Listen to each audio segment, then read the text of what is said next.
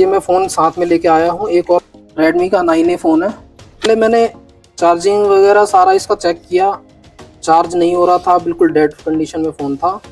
तो इसका धीरे धीरे सर ने जैसे बताया ट्रेस कर करके, तो मेरे को चार्जिंग आईसी में इश्यू लगा, बार बार हीट किस वजह से हो रही थी बाद में पता लगा मेरे को। मैंने 2 बार पहले आईसी उठा के लगा भी दिया था, फिर भी कुछ नहीं हुआ था। तो हीट किस लिए हो रहा था, तो उसको फाइंड करके ओके किया, फिर चार्जिंग आईसी भी बदली। जब तो अब डन हो गया है, चार्ज हो रहा है फ़ोन। सीपीयू, पावर आईसी वगैरह सब कुछ रिवॉल्व हम अच्छे से कर ले रहे हैं। और जो पहले दिक्कत जो होती थी फॉल्ट फाइंडिंग में, वो अब धीरे धीरे होने लग गई है। अब हम पहले क्या होता था, कोई सी भी आईसी उठा के रिवॉल्व करके ऐसे लगा दे रहे हैं, और अब जो है हम फॉल्ट फाइंड कर रहे हैं। अगर इस आईसी में दिक्कत है तो इसको ही उठाना है, या अगर आईसी उठाए बिना ही अगर उसको हम बाईपास करके या किसी और वजह से उसको ओके कर सकते हैं तो वो भी हम कर सकते हैं। वो आईसी उठाने की ज़रूरत नहीं है। 24 में कुशवाहा मोबाइल सेंटर। तो मैं अभी 5-6 साल से अभी इस लाइन में हूँ, मैं वर्क कर रहा हूँ, बट अभी नॉर्मली वर्क हो रहा है। आईसीएल लेवल पे कुछ भी नहीं कर रहा था। एक आध जगह गया भी था, मैं गवर्नमेंट के इंस्टीट्यूट में भी गया था, लेकिन वहाँ तो कुछ नहीं हुआ। फिर भी नॉर्मल वर्क कर रहा था, तो छोटे मोटे कंपोनेंट ही देख रहा था, इसके बारे में कुछ नॉलेज नहीं थी मेरे को। बस फोल्डर चेंज करना, जैक चेंज करना, यही अब तक हो रहा था।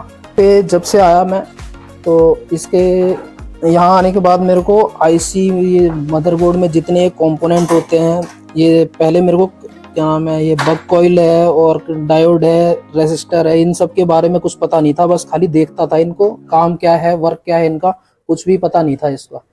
तो जब यहाँ पे आ गया, मैं सीखा, इसके बारे में नॉलेज ली कि किस चीज़ से क्या प्रॉब्लम आती है, क्या चीज़ हट जाएगा तो ये दिक्कत आएगी। ये सब चीज़ें मेरे को यहाँ आने के बाद पता लगी हैं। और अब धीरे धीरे मैं फॉल्ट फाइंडिंग भी धीरे धीरे कर ले रहा हूँ। फाइंडिंग हमें यहाँ पे बिल्कुल डायग्राम के अंदर से डीप नॉलेज पूरी दी जाती है।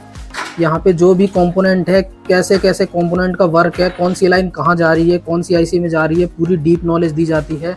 ये आईसी कैसे ख़राब हुई, या कौन से कंपोनेंट की वजह से इस आईसी में हीटिंग हो रही है, ये सारी चीज़ें बताई जाती हैं। और बिना डायग्राम के हमें इसके बारे में कुछ भी नॉलेज नहीं है। डायग्राम होगा तो हम प्रोफेशनली वर्क कर पाएंगे, नहीं तो वैसे तो हम अभी तक जैसे कर रहे थे, हीट मार के काम चला रहे थे, वो अब आगे भी चला सकते। डायग्राम होगा जब भी हम प्रोफेशनली वर्क कर पाएंगे। इसमें जो भी है ये पिन वाली आईसी है, तो इसके बारे में जो आईसी जिस लाइन से जा रही है, जिसका वर्क है, ये सारा मैंने इसमें मेंशन कर रखा है। कौन सी पिन इसकी ग्राउंड है, कौन सी वो है, सारा मेंशन कर रखा है। ये मैंने पीछे बनाया है A5S का, आप देख सकते हैं। यहाँ पे चार्जिंग का कनेक्टर है, ये CPU है, ये पावर आईसी है, चार्जिंग आईसी है, बैटरी कनेक्टर है। इसको कौन सी लाइन कैसे वर्क कर रखी है, सर ने पूरा हमें डिटेल में नॉलेज दिया है। और कौन से कंपोनेंट का, छोटे छोटे कंपोनेंट का क्या काम है, कौन से कंपोनेंट ख़राब होने पे क्या प्रॉब्लम आती है, सर ने सब कुछ अच्छे से बताया हमें। तो अब जो है हम धीरे धीरे फॉल्ट भी फाइंड कर रहे हैं और उसको सॉल्व भी कर रहे हैं।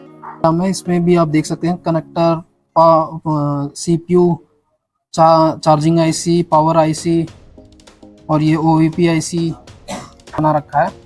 इसमें हमें जैसे फ़ोन में कई बार ग्राफिक नहीं आती है, लाइट आ रही होती है, कौन से पॉइंट से हमारी जो ग्राफिक बन रही है, अगर वो हल्की सी भी छूट जाती है तो उसमें केवल ब्लू लाइट आती है, या केवल मतलब लाइट ही आती है, ग्राफिक वगैरह कुछ भी नहीं आती, पिक्चर कुछ भी नहीं बनता है। तो हमें कैसे कैसे सॉल्व करना है उसके बारे में पूरी हमें डीप नॉलेज दी गई है। स्टेप बाय स्टेप हमें सब कुछ अच्छे से बताया सर आपने। प्रैक्टिकली जैसे जैसे आपने बताया, उसके साथ साथ आपने हमें वो प्रैक्टिकल करके भी दिखाया है, तभी ये समझ आया हमें। डायग्राम के तो हम कहीं भी बस अंधेरे में तीर चलाना वाली बात है। अभी तक वही चल रहा है। हाँ, अभी तक वही चल रहा है। तो कहीं से भी आप जहाँ से भी देख रहे हैं, अगर कभी भी आपको इंस्टीट्यूट के अगर सर्च कर रहे हैं, तो एक बार उनकी वीडियोस देखें, वो क्या वीडियोस में बता रहे हैं, अगर एक्चुअल में ऐसा हो रहा है कि नहीं हो रहा।